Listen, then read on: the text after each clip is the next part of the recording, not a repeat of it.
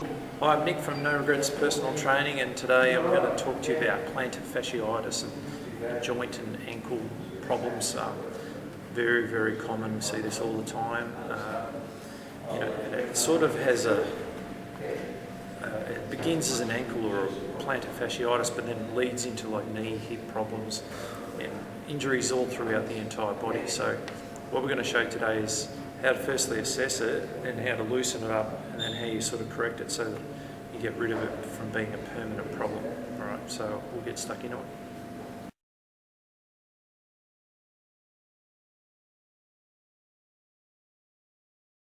Welcome back. So I've got Melissa here. What we're going to do firstly is assess how much dorsiflexion she has at her ankle. So dorsiflexion is like when the ankle really sort of flexes over on top of itself. So in this case, the test is she has to try and touch the wall with her knee. That's it. So then basically she needs to keep sliding her foot further and further back. And what she needs to be able to achieve is from where her big toe is, it needs to be a distance of 8 centimetres from the wall. 8 centimetres is what they classify as a healthy range of motion for the ankle. If she can't get 8 centimetres, this test now becomes one of your stretches. Alright, so that'd be, she's still making it there, that'd be comfortably 8 centimetres on that side. Alright, that'd be the bottom range of a squat. Alright, so, and this will prevent like the tightness through the restricting of the ankle. Alright, so that'd be step one. Now, step two, we're going to get a spiky ball which she's got on the floor next to her.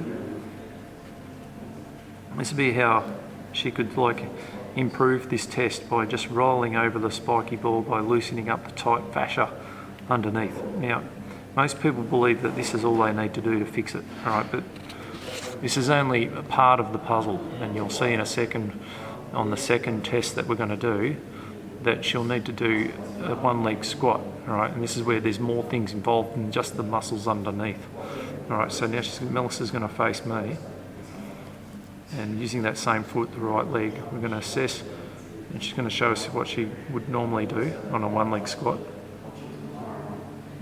And the alignment's pretty good. That's it. Now what she's going to show us what we would normally see. Alright, so you can see there the knee rolling right in, and if you watch very carefully at the foot there, how it sort of pronates, yeah, there you go, and then she falls over. Alright, so whenever that's happening on a single leg squat, you know you've got a problem around that ankle. Alright, and this to just roll on a spiky ball will not change that. Alright, you're not finished at it any way, shape or form. Alright, so what we'll show you next is that there's something completely separate to both of these that's also a huge factor, and I'll show you that in a second.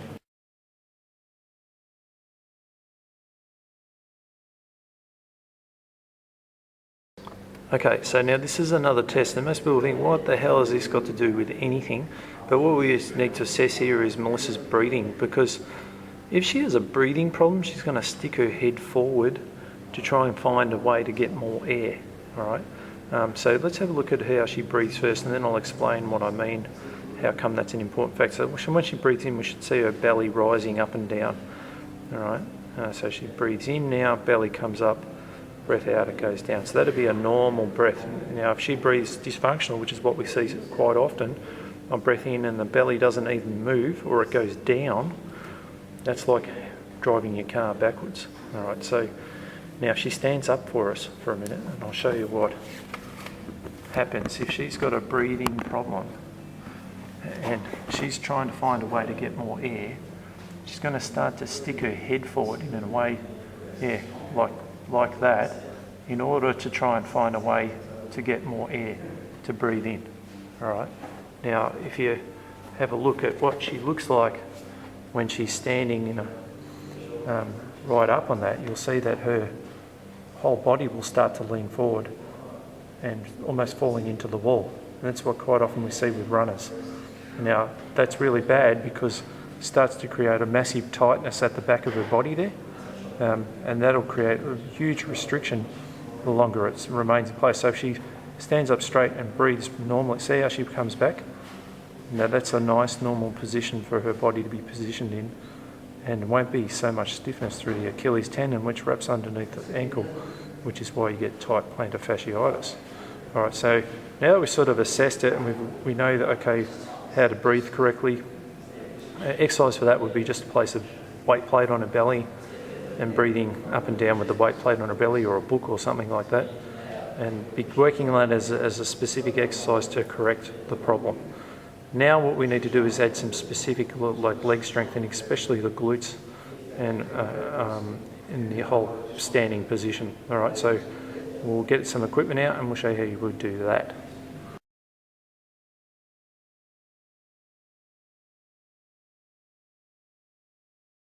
Okay, so now that we've assessed we've assessed firstly the ankle dorsiflexion, then the single leg squat to see if it's all aligned correctly. Now we've assessed the breathing. Now we've got to go about correcting it. All right, so first sort of exercise we're going to use is the clam exercise, which is a basic sort of glute exercise. All right, so this is going to show us a couple of reps how that's done. And basically puts her top hand resting on her glute. Should be feeling that the work's coming from there. All right, so she's going to do you should aim to do about 15 to 20 of these with a little band like she's got around her leg to encourage more activation. All right, so let's say she's done 15 to 20, then she'd roll onto her back and she'd do the basic bridge position, and she'd hold it at the top for at least 5 seconds, maybe even 10 seconds, and do about 10 of those. All right, so you could do them as separate sets, maybe 3 sets of 10 to 15 of these and 3 sets of 15 to 20 of the clam. All right, so these are basic sort of glute strengthening exercises. All right, now she's going to use, to loosen the tight hips up, we're going to roll over the foam roller. And it's important to do this because these muscles will be working really too much. So now we sort of need to loosen them up. All right, so working in the easiest ones first, strengthening weak ones, weakening tight ones. So we're loosening up all through the tight areas of the hips there. She could also do the quads like in the top of the hip. All right, now we've sort of done the legs. Now she's going to improve her breathing position by using a smaller foam roller. And she's going to show us what the small one looks like. It looks more like a pool noodle. All right, and it's better than the blue one we're using because it's a lot smaller. And if you see her rib position here on this stretch, it opens her rib cage up perfectly, so allows us to get into a nice breathing position. And this thoracic spine dysfunction is a big problem. Remember the head falling forward before in a posture? Well, this is one way that we sort of stretch what's tight to allow her to breathe better. All right, so now that we've got all the basic sort of components right, now we need to evolve to the standing position to make sure it all works, because that's where all the problems are going to be. All right, so we've sort of separated everything. Now we've got to bring it all back together.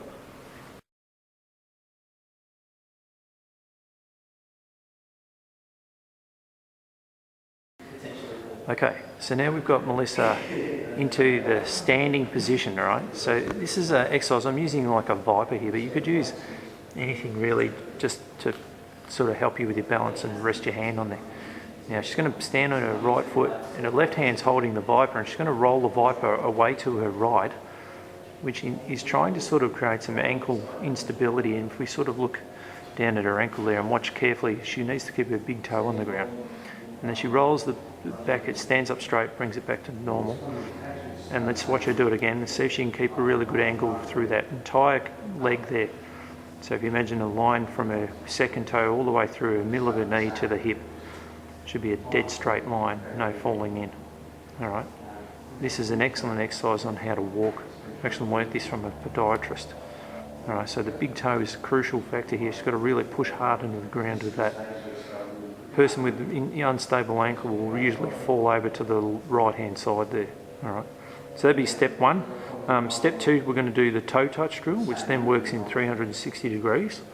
So we'll watch her do, so she'll go forwards, coming back to me, and then on a diagonal angle now out to the side, and we're watching to see if she can maintain that perfect alignment through the ankle, knee and the hip. And not too bad, probably on the backward one lost it. All right, now the last one that we're going to do,